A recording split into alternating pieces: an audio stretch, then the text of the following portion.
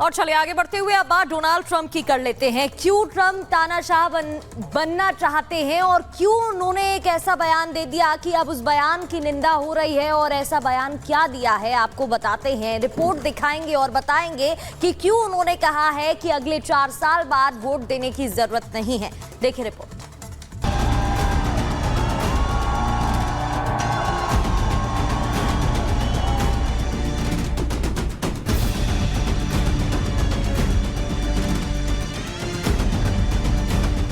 America के राष्ट्रपति पद के चुनाव की तारीखें जैसे जैसे करीब आ रही है, वहां डेमोक्रेटिक और रिपब्लिकन पार्टी के बीच मुकाबला दिलचस्प होता जा रहा है।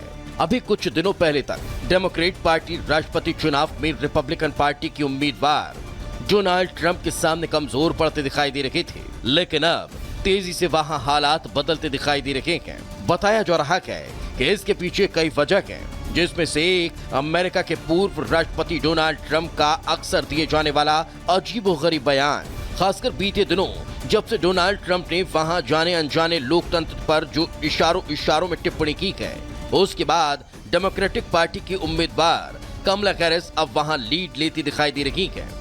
ट्रंप ने ऐसा क्या कहा, ये सुन लीजिए। You won't have to vote anymore, my beautiful Christians. I love you, Christians. I'm a Christian. I love you. Get out. You got to get out and vote. In 4 years, you don't have to vote again. We'll have it fixed so good you're not going to have to vote.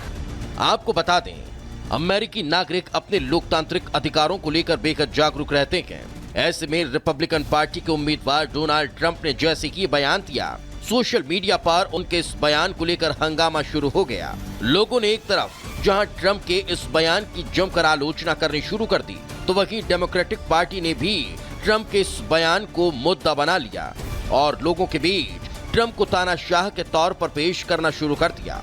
एक तरफ democratic party से चुनाव लड़ रहे Adam Schiff ने इस बयान पर लोगों को कहा कि ये सबूत है कि देश के इस चुनाव में लोकतंत्र दांव पर है। अगर हमें इसे बचाना है तो तानाशाही के खिलाफ वोट करना होगा। अगर ट्रंप चुने गए तो वे देश में चुनाव की प्रक्रिया की खत्म कर देंगे। ट्रंप का बयान देश की जनता के लिए डरावना है।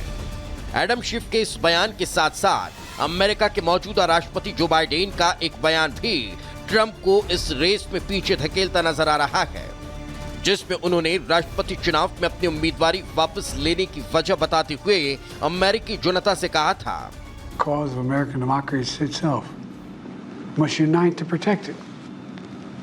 You know, in recent weeks it's become clear to me that I need to unite my party in this critical endeavor. I believe my record as president, my leadership in the world, my vision for America's future all merited a second term, but nothing can come in the way of saving our democracy. Donald Trump की सबसे बड़ी मुसीबत यह है कि वो आए दिन कुछ न कुछ ऐसा बयान देते रहते हैं जो विपक्ष के लिए हथियार के तौर पर साबित होता है। इससे पहले भी उन्होंने पिछले साल 7 दिसंबर को एक इंटरव्यू के दौरान कहा था कि वे फिर से राष्ट्रपति बने तो एक दिन के लिए तानाशाह बनेंगे। हालांकि पूर्व राष्ट्रपति डोनाल्ड ट्रंप ने यह बयान मैक्सिको के बॉर्डर को बंद करने और ऑयल ड्रिलिंग को मंजूरी देने के मसले पर दिया था, लेकिन कहीं न कहीं उनका बड़बोलापन वहां होने जा रहे राष्ट्रपति चुनाव की रेस में उन्हें नुकसान पहुंचाते दिखाई दे रहा है। वो भी तब जबकि फेसबुक की पेरेंट कंपनी मेटा ने अमेरिका के पूर्व राष्ट्रपति डोनाल्ड ट्रंप पर लगे बैन को ये कहकर हटा लिया है कि ट्रंप राष्ट्रपति पद के उम्मीदवार हैं। ऐसे में उन्हें भी प्रचार करने के लिए सभी की तरह बराबरी का मौका मिलना चाहिए। Bureau report, Republic. कई बड़े दिग्गज नेता मौजूद। उत्तर प्रदेश में लव जिहाद कानून को लेकर योगी सरकार ने पेश किया संशोधन विधेयक और विधानसभा में आज पास हो सकता है बिल। नए बिल में सजा का डबल प्रावधान किया। लव जिहाद को लेकर सपा नेता फखरुल हसन का बयान, कहा लव जिहाद पर पहले से मौजूद है कानून, बीजेपी केवल नकारात्मक राजनीति करना चाहती है। उधर अरविंद केजरीवाल की जेल में गिरती सेहत को लेकर इंडी ब्लॉक के नेता आज प्रदर्शन करेंगे। जंतर मंतर पर रैली और बीजेपी पर केजरीवाल की हत्या कराने का भी आरोप लगाया। केजरीवाल के खिलाफ इंडी नेताओं के प्रदर्शन करने पर बीजेपी प्रवक्ता शहजाद पूनावाला का हमला, कहा इंडी अलायंस छात्रों के लिए नहीं बल्कि घोटाला करने वाले के समर्थन में है। देखिए, मुजफ्फरपुर में फर्जी अधिकारी बनकर ठगी करने वाले 2 लोगों की गिरफ्तारी। खुद को कभी एसडीएम तो कभी परिवहन विभाग के कर्मी बताते थे, दोनों के दोनों ठग। कार्रवाई में जुटी पुलिस। यूपी के सोनभद्र में तलवार से केक काटने का वीडियो सोशल मीडिया पर वायरल। घटना की जानकारी मिलने के बाद पुलिस ने दोनों आरोपियों को गिरफ्तार किया, बाकियों की तलाश जारी। यूपी के जौनपुर में बाइक सवार बदमाशों ने व्यापारियों पर फायरिंग की और यहां पर 50 लाख की रंगदारी मांगी थी। केस दर्ज किया गया। यूपी के जौनपुर में चोरी की बाइक छोड़कर दुकानदार की बाइक लेकर फरार हुआ चोर। ग्राहक बनकर खरीदने आया था सामान। मामले की जांच में जुटी पुलिस। मध्य प्रदेश के टीकमगढ़ में पुलिस ने ट्रेन से भारी मात्रा में जब्त की शराब। वेंडर्स ने केबिन में छिपा रखी थी करीब 59,000 की शराब। मामले की तफ्तीश जारी।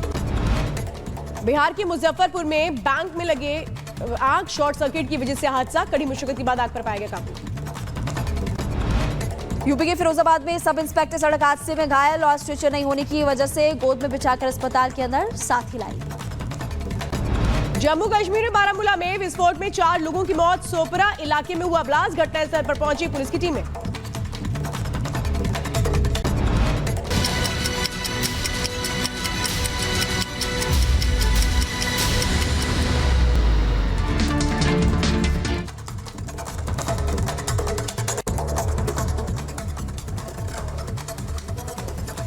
और जिस तरीके से पाकिस्तान में अब विरोध के स्वर देखने को मिल रहे हैं, दरअसल बलूचिस्तान कहने तो पाक का हिस्सा है, लेकिन वहां पर बलूचों पर अत्याचार पाकिस्तान आर्मी द्वारा ही किया जा रहा है। और ऐसे में अब जंग का मैदान बन चुका है बलूचिस्तान और कई संगठन भी उसके खिलाफ खड़े होते दिखाई दे रहे हैं। क्या है पूरा मामला, देखिए रिपोर्ट।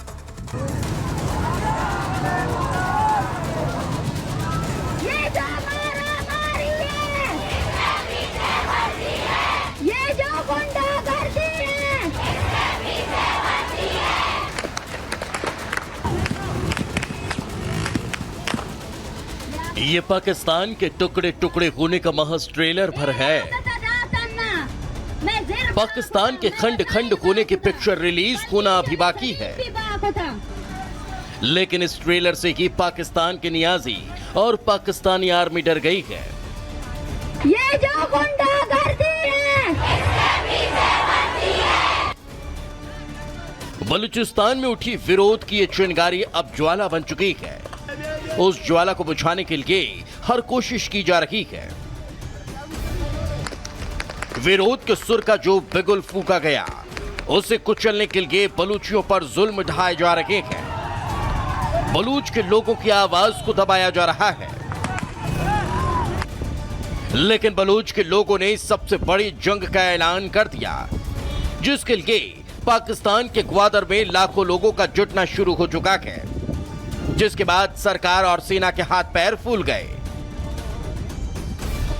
प्रदर्शन के पीछे की वजह बलूचिस्तान के लोगों का नरसंहार, पाकिस्तान और चीन का विरोध, प्राकृतिक संसाधनों पर अवैध तरीके से कब्जा और सबसे बड़ी मांग अलग राष्ट्र घोषित करना है।